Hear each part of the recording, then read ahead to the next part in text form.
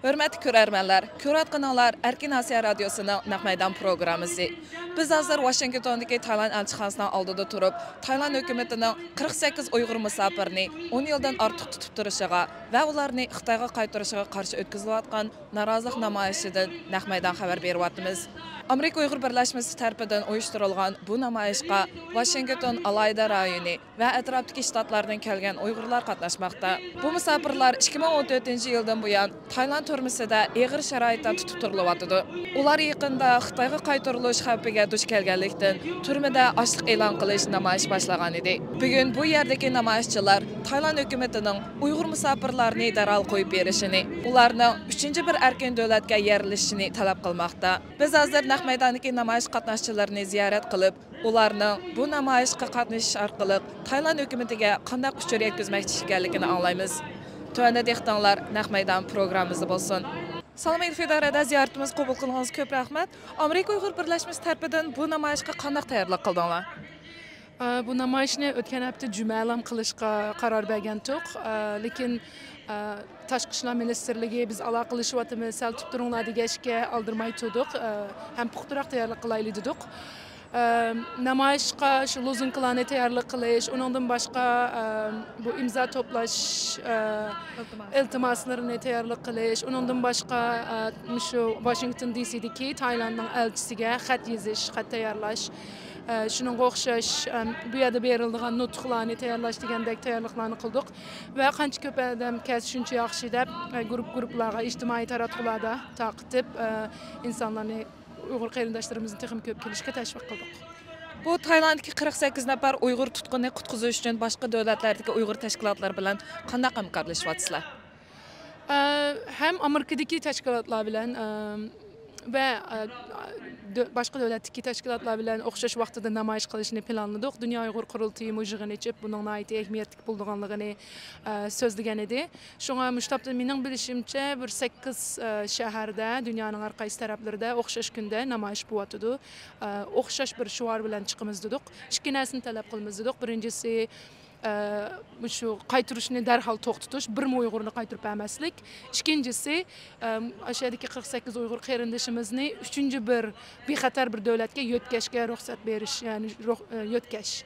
Shu ikki narsani talab qilyapmiz. Amerika hukumati va davlat majlisining bu masalaga bo'lgan pozitsiyasi qandayroq bo'ldi? Amerika hükümeti mu ve başka civil society organization demiş, başka teşkilatlar mu nait ciddi qaradı bu meselenin nait mühimligini düşünüp yetti deb oylayman. Amerika hükümetinden CCC, Chris Smith, Congressman Chris Smith ve onun xolasıdagilar nait ciddi hem başka yerlerge xat yazdı, hem elçixananın özüge xat yazdı, telefon qildi. Onundan başqa Tom Suazi efendim o'xshash telefon qilib elchixonaga aloqalashganini so'zladi. Nihoyatda yaxshi o'tdi so'zlashishimiz deb shunday dedi. Select Committee g'imo xabarlashdik, aloqalashdik. Ular chiqishni bugun chiqarib bo'ldi deyman mushtabda. Sababi necha odam tekshirib andin chiqirdi ekan. Shunga xatni e'lon qilib embassy elchixonaga xat yozdi va telefon qildi. Hozircha nihoyatda jiddiy qarayotdi. Tashqi ishlar ministrligi nihoyatda jiddiy qarayotdi va u yerdagi elchixonadagi odamlar bilan ko'rishyotdi. Hozircha bu Uyg'ur musofirlarimizni 3-cü bir erkin davlatga qabul qilish uchun qanday tayyorliklarni qilishimiz kerak? Aldı bilan 3-cü bir davlatni tepish kerak. Mening bilishimcha burun Turkiya qabul qilaman degan vaqtida Tay hukumatı ruxsat bermagan ekan, ya'ni Xitoyning bisimi bilan Uyg'urlarni Taydan chiqarmaslikqa olib qilishga qaror bergan ekan. Hozir Xitoy Turkiyaga mu bisim qilyapti deb angladim. Shunga 3-cü bir davlat bormi yo'qmi uqmayman. Kanadadek, hatta Amerika mu bo'lishi mumkin, angladingiz. Yeni Tashqi ishlar ministri Marco Rubio efendim men bu meseleге ko'ngil bo'laman dedi. Balkim Amerikaga yo'tkab kelishimiz mumkin. Biz chiqib qo'limizdan kelgancha kuchaymiz. Shu oldi bilan 3-cü bir davlatni tepib, andin Tay hukumatini buningga qoyil qilish va davlatlar orasi munosabatlarni ish qisqaroq shuni hal qilishni to'g'ri deb o'ylayman. Salam Tursunayda ziyoratimiz qabul qilganingiz ko'p rahmat. Bugungi bu norozilik namoyishiga qatnashishingizga asosli maqsad nima? Bugungi bu assalomu alaykum. Bugun bu namoyishdagi qatnashdiki mening o'zimning qilishga tegishli bir Uyg'ur bo'lish sifatim bilan majburiyatim deb o'ylayman. Ham bu necha kun bo'ldi men shu xabarni chiqqandan yoqi har kuni azoblanib qaytilardim ilqi. O'zimning yaram qo'zg'algandek bo'ldi. Chunki bu hayat mening beshimdan o'tgan, hatto qarindoshlarimiz nurg'unlarning hatto o'zimmi shuni. Men Qozog'istonga kelgan birinchi qitim Qozog'istonni meni tutib qaytarib o'timiz degan chaqdagi hissiyotim ko'z oldimga keldi. Chunki men unchalar azob bo'ladi, qiynalib bir turmada turib bo'lsam-mu, mening o chaqdagi hayotimni deb og'iz bilan tushundirib bo'lmaydi. Chunki men chegaraga bordim bo'ldi.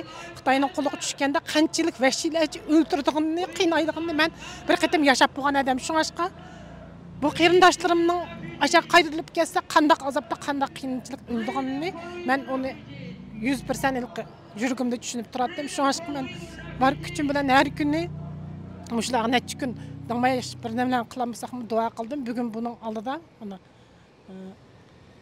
konsulning oldida bularning turibdimiz Taylandlarning.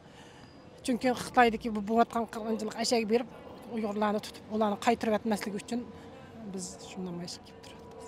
Amerika hukumatiga, shu davlat majlisiga Taylandda tutib turilayotgan qarindoshlarimiz uchun qaysi so'zlarni demoqchisiz? Men Amerika hukumatiga shu yana menga o'xshash lagerdan chiqqan, turmadan chiqqan qarindoshlarimizni qutqiziblagan, boshqa ashuna davlatlardan qutqizib aklangan davlatlarga qo'ldan keldiki, qilmadisi qildiki. Masalan, men shunda bir qutulib kelgan bir insonning birisi bir turmadan, Xitoyning turmasidan chiqib Qozog'istonning turmasidan degidek. Şu qarindoshlarimizni bizga o'xshash qutulib akilishni umid qilaman. Qo'ldan keladigan ish qilib, cho'qim ashlarni qutqarish uchun harakat qilishni umid qilaman. Qo'ldan kelgan qilsin deb o'ylayman. Chunki bizning qanchalagan millionlagan qarindoshlarimiz turmada o'lib ketib bordi Xitoyda. Ularning kuchi yetmasmi? Endi mandaq davlatlarda, Taylanddek degan davlatlarda tug'an qarindoshlarimizni cho'qim qutulishtirish uchun harakat qilishni umid qilaman. Ziyoratimiz qabul qilganingizga ko'p rahmat. Rahmat sizlarga.